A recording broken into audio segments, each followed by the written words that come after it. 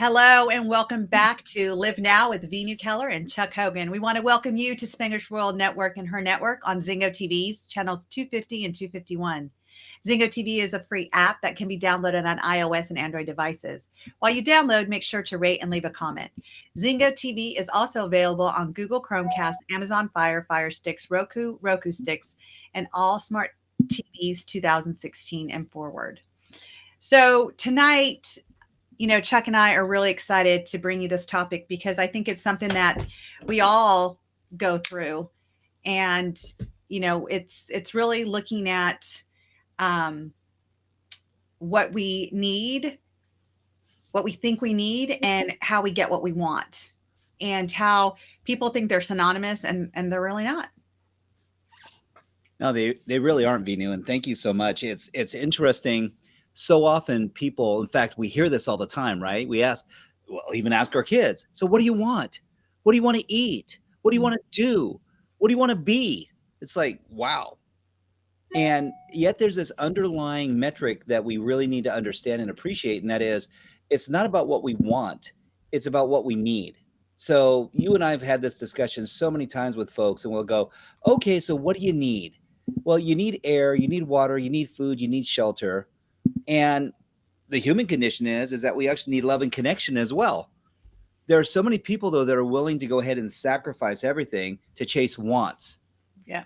And how often do you find that your kids, when they've seen something that someone else has at school, or they've gone and visited, or they've been on a party, or they've watched television or any advertisements, especially during the holidays, how many wants come up? A lot. And how often? All the time. Ah, so it's like, wow. So what's the measurement on wants by comparison to needs? Well, it's funny that you say that because I was just talking to a client today who I must say, he's younger, like he's 13, 14 years old, and he wanted an electric bike. And his parents, well-to-do, they definitely could afford it. But they said, no, you have to pay for half. So this kid, well, all his friends got it for birthdays and Christmases, everything was given. They were standing true to teaching him the value of that is a want, not a need. And if you want it, then what are you going to do to get it? And so he did. He worked, and it took him months, and he raised the money, and he paid for half, just like his dad. And it was not just the bike, the helmet, everything, right? So then I was talking to him, and now his friends are getting new bikes, new electric bikes that go faster. And so now he doesn't want his bike. Now he wants a new bike. And I said, well, how's that going to work out? Well, I'll just sell my bike and I'll take that money, and then I'll earn the other money and I'll get the newer bike. And I'm like, so your bike is literally 2 months old. Like, you just got it. I said, do you remember that feeling of working for it and what that felt like to you? And he's like, oh yeah. And a big smile came on his face. And I'm like, so what happens to that? He's like, well, I'll still have it because I'm going to get a new bike.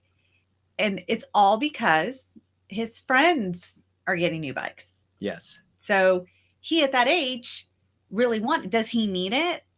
No, but in his mind, he does need it. You know why? Because while they're going faster and leaving him behind, he won't be able to catch up. So in his mind, it's a need. To us parents, it's definitely a want. Yeah, perspective is everything, right? And so when you're the one going, well, you have a bike, it is 2 months old. You're like going, the paint hasn't even tarnished yet. You don't even have enough dirt on it to call it used. Look at, you still have the little rubber things that are hanging off the knobbies because it's so new. It's like, what are you talking about? And that perspective, it's kind of like when you see kids with shoes, and there are some people who are like shoe hounds, and I go, oh, but yeah, these are dirty already. I'm like, of course they are, because it rained last week and you decided you're going to wear your brand new white tennis shoes out in the weather. Hello. So, yeah. But, Dad, it would really be nice if I could have a nice new white pair of sneakers, because that would just really set my outfit off. And I'm like going, what would be really nice? If you clean the ones that you have. Right. And so there's this perception, and perspective is everything. I was reminded that it's real easy to become jaded when all your needs are being met at the highest level. And so if we think about that for a moment, Vino, and we look, as at our audience, we go, okay, what are you missing? Did you go to bed hungry last night? Did you sleep in a bed? Did you drive to work today? Did you have money for fuel and food? And you wore a beautiful outfit today. Your hair is, done, and your nails are did, as they say. And you're just looking fine with your beautiful self. And you're like going, I'm feeling good about me. Well, that's a very 21st century problem. Mhm. And I'm reminded that there are some people in this 21st century that didn't have a bed to sleep in last night, and they have a huge need. There are people that stayed at a halfway house last night because they don't have a home. That food, they're relying on someone providing them with a hot meal. That life doesn't feel so filled with wants as it is hunger pains and needs. And I don't mean to be Debbie Downer and go that route. Appreciation is kind of one of the monikers that sets apart what we really need by comparison to what we want. Yeah, And absolutely. it's lost on any of us. I know that you and Brian have had such beautiful prosperity, and you worked hard for it. No one's handed you a thing. And I love you both for that, that you are self-made and self-built and self-sustaining. And then I'm also reminded too that sometimes we're not self-sustaining. Sometimes we need a shoulder to cry on. Sometimes we need someone else because I have a need to connect with another human being that understands and appreciates. I think you bring us into a whole nother level of what needs and wants are. I think most people, especially in our population, Mm, being in America, not really a third world country, um, we forget that the need and want doesn't come from money all the time. right. I remember, you know, when I could have had money and I would still be lonely in those moments. Like money did not make the loneliness go away. And money is a tool. It's a tool in life that we definitely need. Like there's a need for it to get what we want, right? We use the Yes. need to get what we want. And yet, what about emotionally? Oh, You know, it's really looking at what is it that you really want, and is it your need? Like we could even say food, right? Um, so speaking to my husband Brian, he loves watching these reels on different things about life, and our kids have ADHD, and he sent me this reel about red dye in food is a contribute to um, ADHD and you know um, other behavior issues. yes. So I am going like, okay, red dye, throw out, red, throw out, throw out, throw out. And my kids are where at the grocery store, like, oh, can we get? I'm like, nope. I'm like, I'm a label reader now. Nope, nope, nope. And but we need those. No, you want those. Mm, What you want, what you need is food. And this is food, but it's not nutrition. So you don't need food, you need nutrition. right. I mean, because you think about it, they will, the people who have eating disorders and they go into a hospital, they Mm, don't shove food. They put a feeding tube to get the nutrition in their body. It's not the food they're lacking, it's the exactly. nutrition that they're lacking. And so, again, it's really looking at the want versus the need and how we as parents, because I'm big on this parenting thing, have set our kids up to not know the difference. True. And there's a lot of emotion. There's a lot of energy and motion that's attached to the meaning that's given because we're all meaning makers. So when we start to go, oh, but you don't understand, I need it. And I was like, going, okay, are you going to suffer because of this? Are you going to perish because you don't have what you consider is necessary? Mm. Hmm, I don't know that that's the truth. So, what is the reality? And I go, well, the reality truly is that we have some nuances that we need to help under. And I just want to make sure, is my sound volume okay? Vinu, can you hear me better now? I can. Okay, good. You're Sorry. doing I was getting some reminders that volume was an issue. So I just want to make sure that for all of our viewers, they could hear us clearly. So part of this is that when we start to identify that when does a want become a need? And can a need be a want? Yes, and No. yes, and Yeah, yes. absolutely, right? So you brought up a point earlier, which is they're not mutually exclusive and they're not tied to one another either. Yeah. So I need transportation. I want a Ferrari. Now, with a family of five, probably not the most practical pick. I mean, unless you're like going, well, I guess I could strap the three kids to the roof, but it's a two-seater, and my wife and I look really good. I don't know if the accoutrements on the roof rack are going to look that good. My kids might be a little warm, little windblown, hair everywhere, bugs in the teeth, but we'll get there in style. Now, unwrapping them, unstrapping them might take about a half an hour. Why do I go there? I go because that's not even the cards. That is completely a want, and in fact, it's kind of fabricated in a fantasy. Now, when we're empty nesters and we're rolling in the dough, and I go, okay, now look at all the conditions that come along with wants. Needs are things that absolutely enhance our life. And I know what some of you are thinking, that Louis Vuitton bag could really enhance my life, Chuck, and I want it when now. That's great. I like mine. Yeah, I know. My Julie loves hers too, and I'm not going. And so I'm not throwing shade at anyone. I'm just saying that if you needed something to hold your lipstick, your makeup, your eyeliner, your lip liner, your wallet, your keys, your purse, I get it. And it doesn't require a $3,000 handbag that has initials on it that's printed on vinyl. And Now, everything's made in China. so the harsh reality is that is a huge want. But here's the difference. How does it make you feel? Yeah. And I just want to add something like, and here's what's great is that people think like, oh, if it's not a need, I can't have it because I want it. That's not true. What would you love? Like, Exactly. go and create what you would love and not put, and you said something like it's the conditions we put around it. Yes. And that really stops us from really getting what we want, and, if you could afford it and you worked hard and you wanted that Ferrari and you had a family car and you had your Ferrari, it would definitely suffice for the need to get to work and you earned it. And that's great. And celebrate it. And every time you get in that, like you said, how does it make you feel? Does it remind you what you went through to get it? Like, I love my Toyota Sequoia. You were one of the first people I called when I got it. I was like, oh my God, I did this. I did this. I did this. And every time since then, when I get in that car, I'm reminded of the lives I've touched, the people I've supported. It is just a reminder that how grateful I am. And that is such a huge anchor. And this is where we say, can wants actually help elevate and fulfill needs? And the answer is yes. Mm. It's like you get to choose, are you going to live your best life or are you just going to live life? You're going to survive it or are you going to thrive in it? It's your life. And so you need to live it. And I go, well, but there's different ways of living it. There's different ways of being in it. Are you going to be your best or just do your best?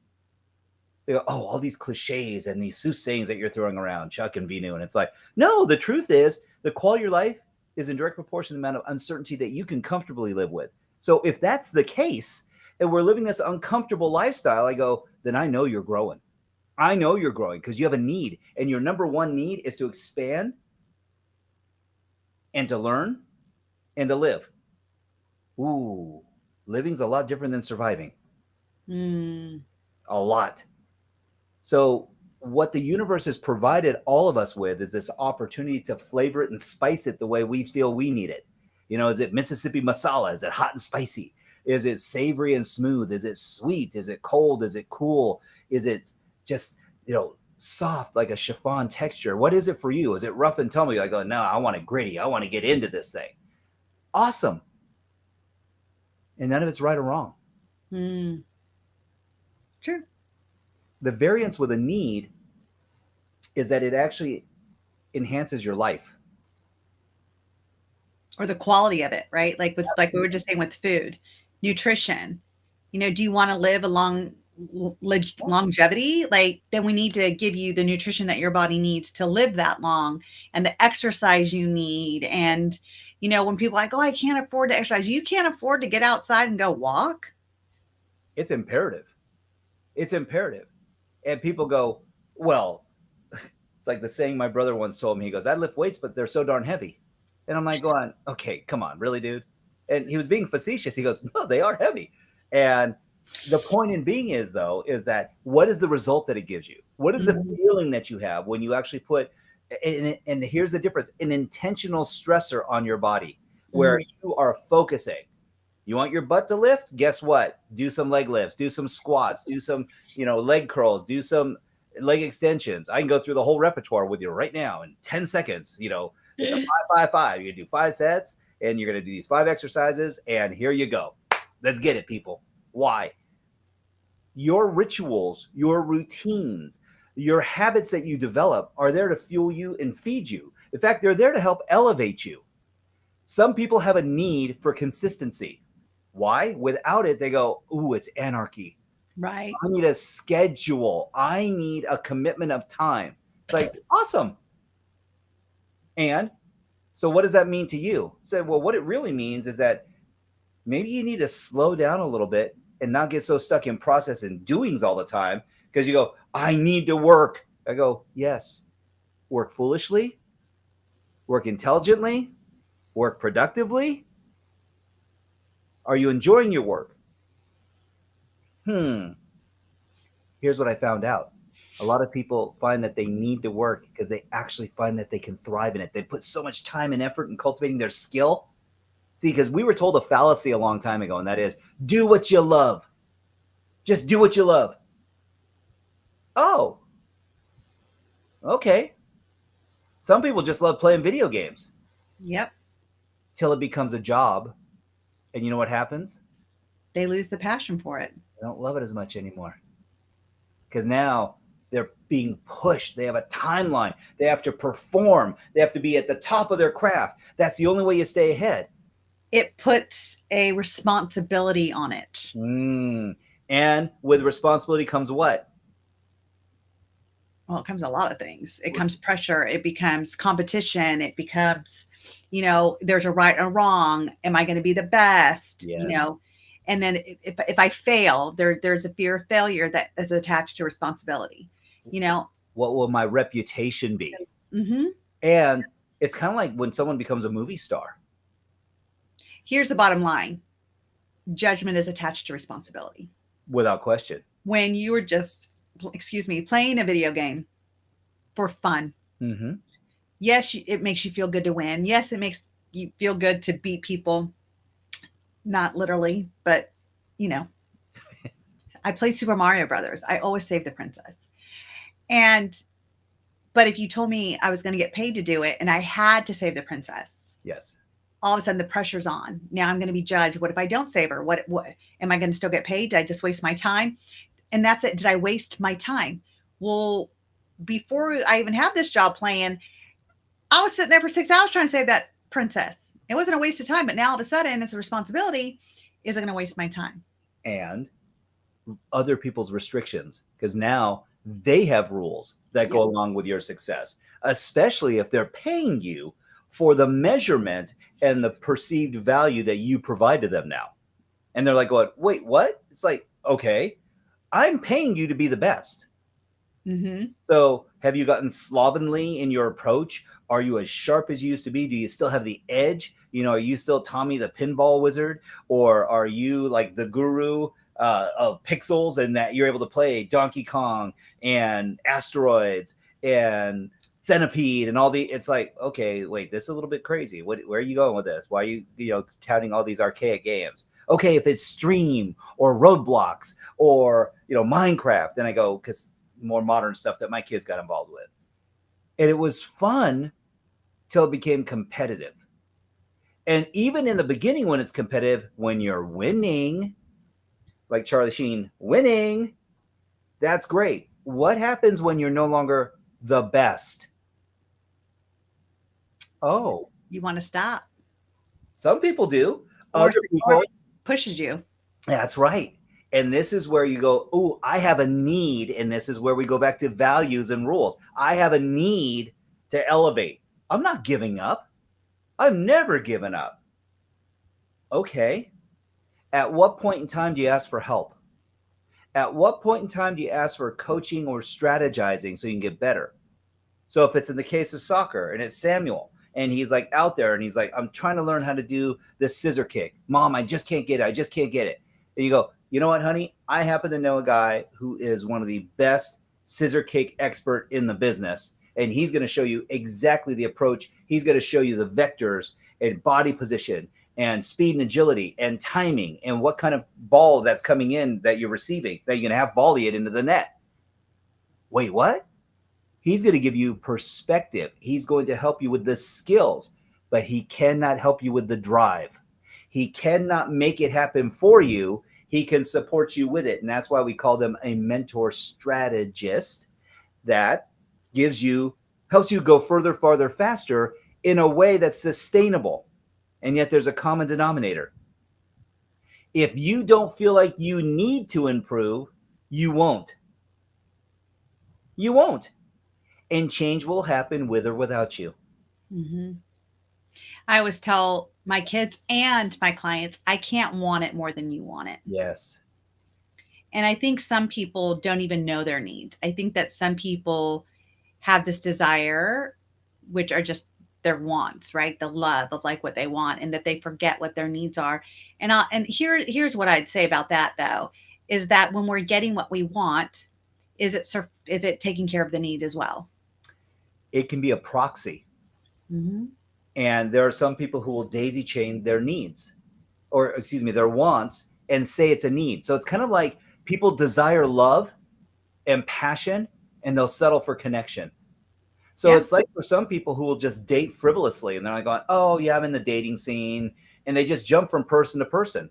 And in fact, they'll even sacrifice the most intimate parts of themselves and just throw themselves, give their body, give their passion and even some of their purpose just away because they want to feel like they belong with someone. And they're getting their wants met.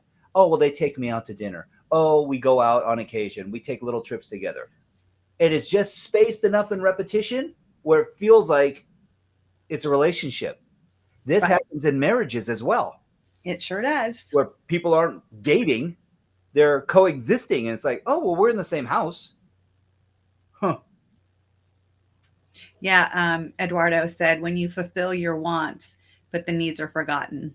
Mm, Absolutely. I mean, that's spot on. That's exactly, because like he says, like we were forgetting our needs because we're driven by the wants, and the wants suffice for the needs, but it's the quality of our needs that aren't getting met. I know some people who collect cars and they're like, I was like, how many cars can you drive? Like, you have 15 of them. Oh, yeah, but I can't get rid of them. I'm like, oh, well, they're just sitting there. In fact, you had to buy a whole nother building so you could store the cars. And then they're all on battery chargers and they're wrapped in bubbles. They literally pull them into this canopy that pulls all the dust and everything out of them. And then once a month, they start them. The key's hanging up on this little board, and they go over and they take the key and go over there, and it's on a battery tender. They make sure they start it to get all the oil and everything running in it. They take it out of the bubble. They unzip it. They run it for 10, 15 minutes, and then they turn it back off, hook the battery charger back up, turn the fuel off, and put it back in the bubble. Why? Because it's more valuable. And if it has fewer miles and it hasn't been driven a lot. And I go, oh, so it's an investment. And they go, yeah, that's it. But yet when they drive it on the street, oh, they feel like $1 billion, not even a million, $1 billion with a B. And they go, to your point earlier, I love how this makes me feel. But they have 15 of them. I'm like, so what do? Put them on rotation and you change them out like your underwear? Hopefully that's a daily thing. Please. And so they're driving them really often. No, they don't. So I go, why does someone then go into collecting wants? Collecting them. And I go, do you need it? Do you need them? Do you need transportation, or do you just want these trophies and tokens for yourself? Well, then you're feeding the ego, right? It's the feeding the significance. And again, that's not right or wrong. I'm not here to judge. Right. It's really about, having your wants fulfilled. That's amazing. If you have the ability to fill your wants, that's great.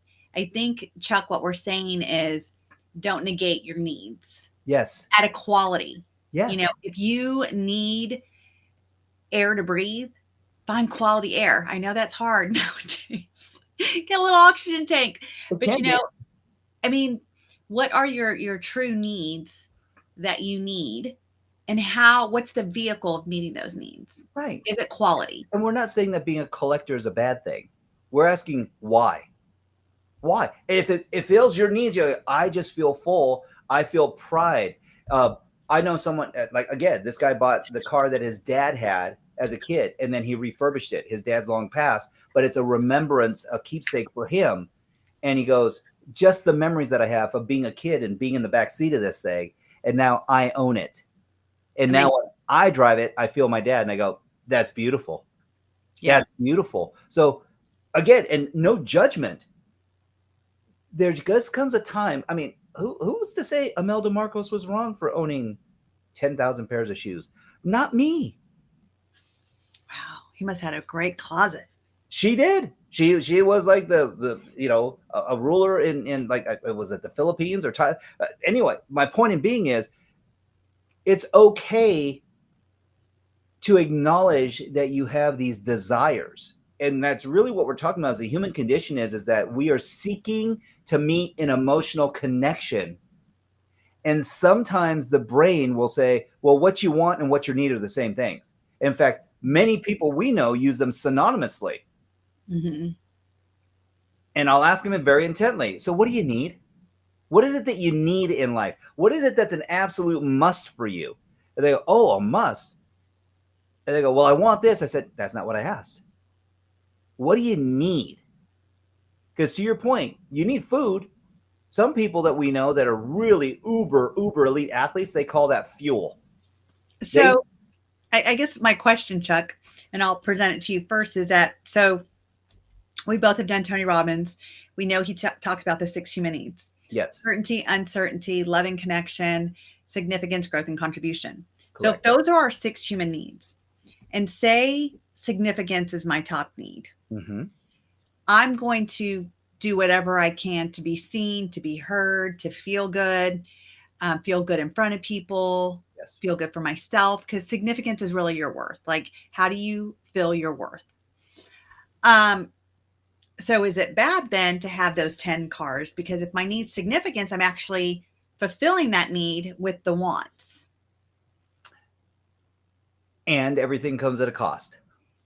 Sure does. And so That's why I bring this up, right? Because if those that know these 6 human needs, you can Google it. It's but it's from Tony Robbins, and we would say that those are our needs that we focus on. mm-hmm. But when you say need, I think of need of like I need air, I Yeah. need water, I need nutrition, which you just said is fuel. Like those are my needs. The need to be loved and touch. Like they've done studies on these babies Yes. that are born in orphanages and they don't get touch, and how they have that reactive attachment disorder and stuff because they don't know touch. They don't know that. And there are failure to thrive even when you're not touched. Correct. So it's shown that touch is a need. There's perception as well, and that is that some people's significance is derived by they believe that other people will think they're significant if they pull up in a $450,000 car. Mm. And yet some people don't care. They can go ahead and flash a Pantera or a Rolex or a Patek Philippe watch and go, hey, $600,000 watch. And they're going, great, what time is it? I don't know. And it's like, interesting. Why? The brands only have meaning that someone have attached to it. Mm-hmm. Louis Vuitton only has meaning because of a brand that people have attached to it.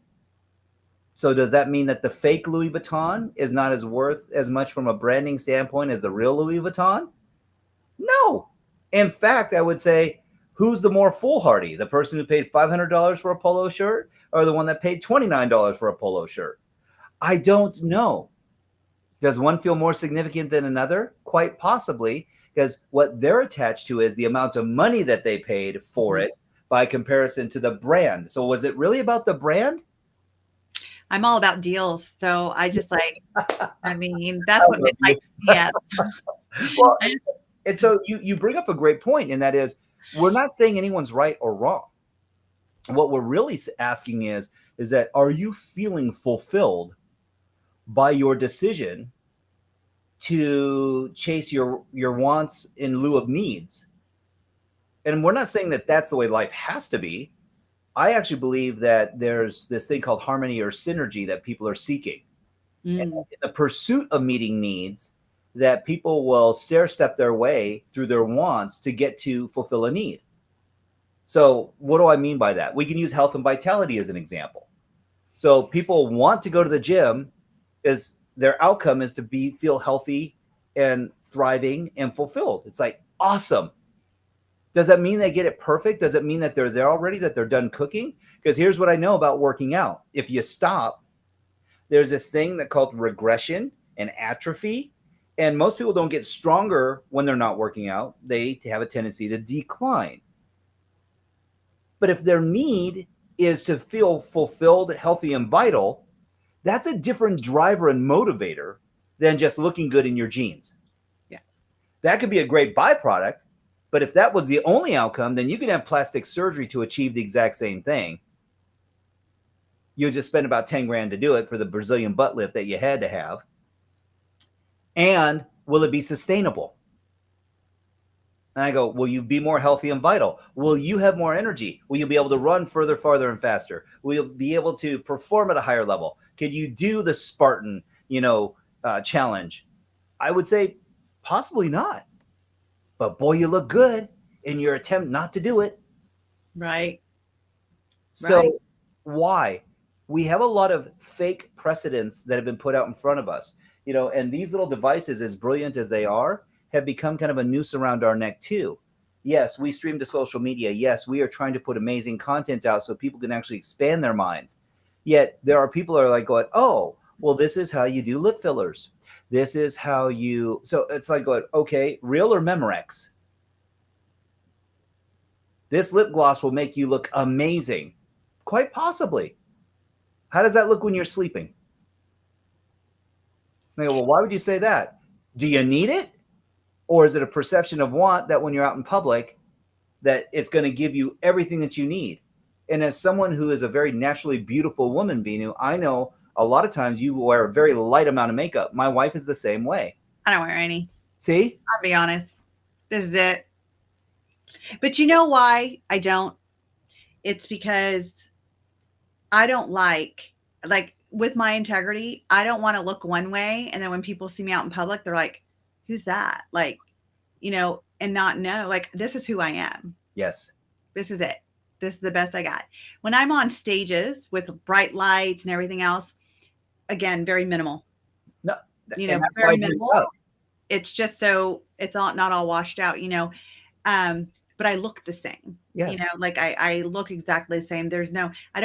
I was just watching a thing today on how to contour.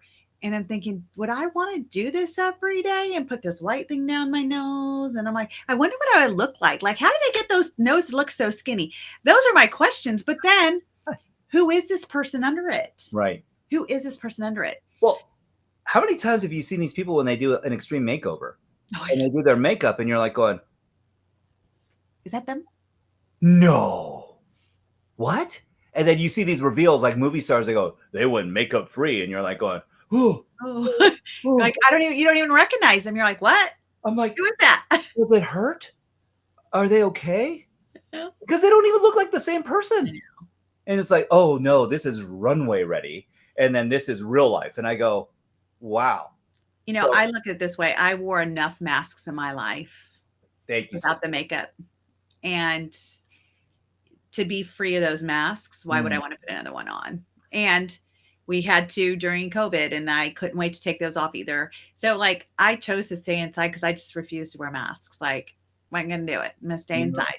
It's funny you say that because they say the windows are, are kind of like the openings of the soul that you can Right. control. And I made eye contact with so many people during COVID.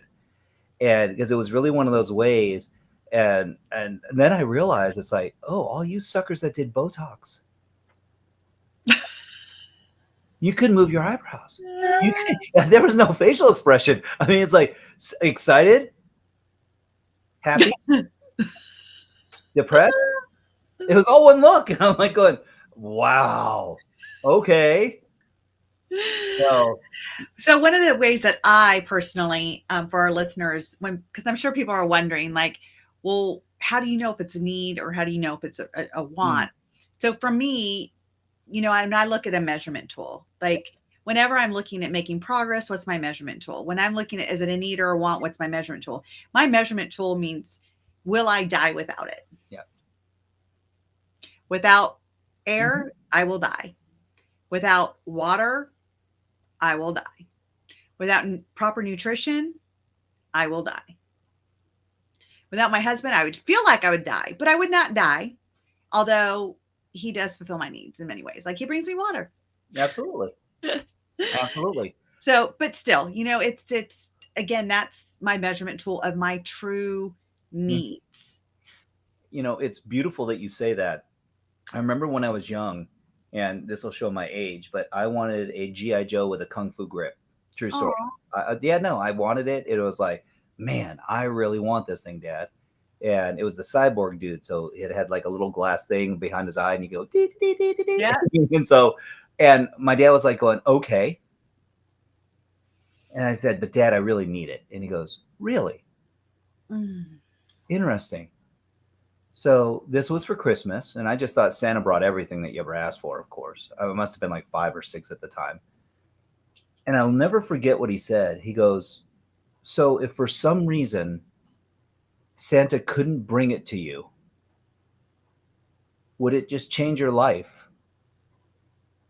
if you didn't have it? Mm. He didn't say, do you need it? He didn't say, do you want it? He knew I wanted it. He knew I didn't need it. He goes, but would it change your life? And I thought about it and I go, well, I guess not really, but it would make me happy to have it. And then my dad asked probably the $1 billion question at the time. It was back then, so it was probably worth 100 grand, but it's $1 billion today with inflation. And he said, how often would you play with it? And I thought about it, and he goes, every day? He goes, or every day till you get tired of it? Or every day till you die?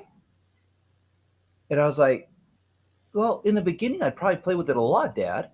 I go, but I'd say probably in a couple months, I might not play with it as much. He goes, because I asked Santa for a bike as well. And I asked him for football cleats. And I asked him for a basketball. And I asked him, he goes, I know. Santa's like been wondering where all these wants came from. He goes, because you have a basketball, you have football cleats. I go, but yeah, but not new ones. And he goes, I know. And yet, would it change your life if you didn't have new cleats? Would it change your life if you didn't have a brand new basketball? Now, here's what the amazing part was. We got about 50% of the stuff that my brother and I had asked for at the time. Why do I go there and share that with you? Because my parents really made a note of the things, and they go, well, where do the kids spend their time? Well, they play basketball every day. He's playing football because he enjoys it and he's fast. And so we can see the cleat thing. The G.I. Joe, but we're getting them bikes because now they'll ride everywhere and it's going to give them a sense of freedom and independence. Little did they know that 2 weeks later, both my brothers and my bike would get stolen. But that's a different story for another time. So why do I go there? What you said was brilliant in that would I die without it? Would it just absolutely just turn my world on end?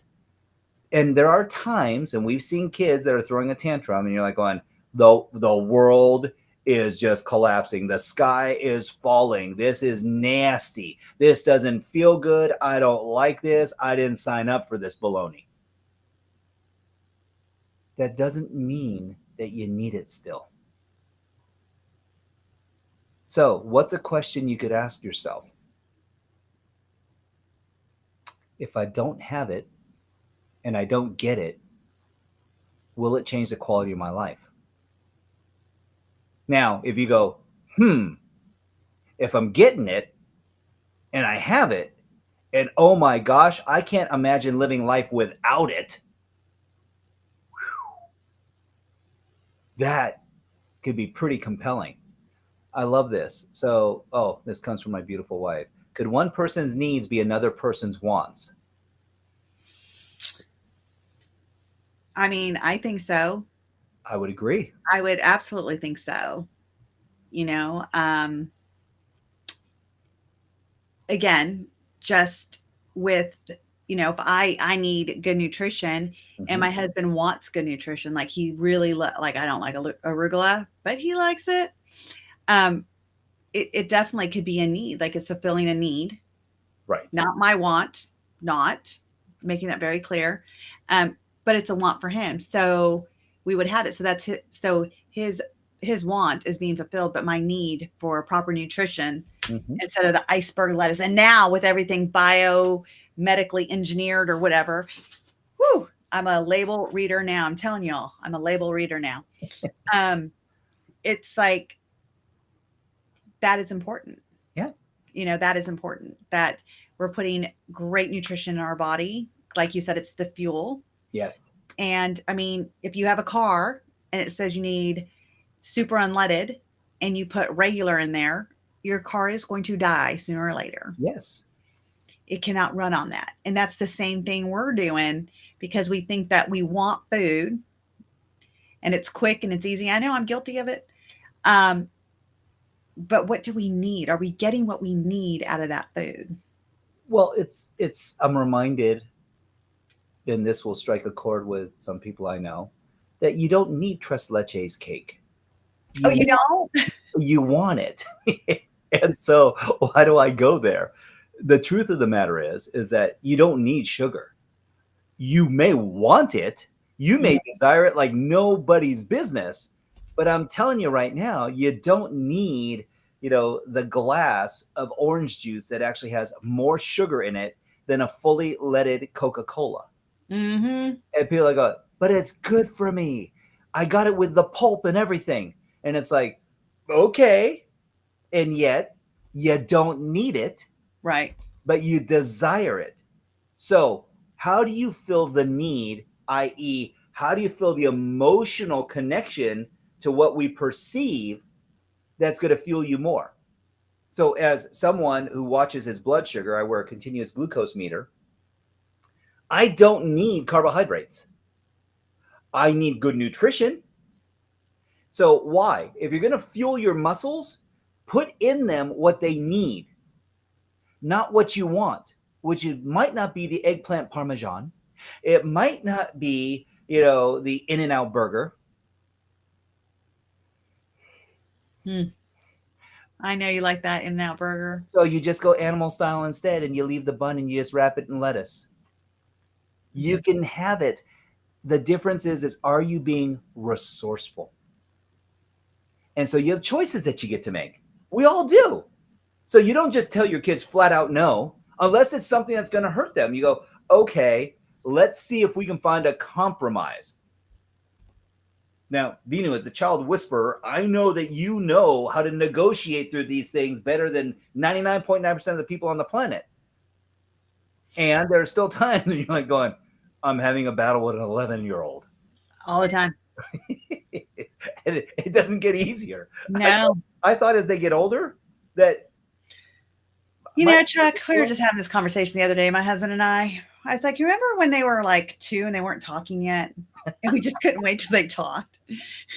you thought all the babble was cute at that point. No. I don't know what I was worried about. I And they yeah. picked up the gift of tonality Oh, very well. and Very pace well.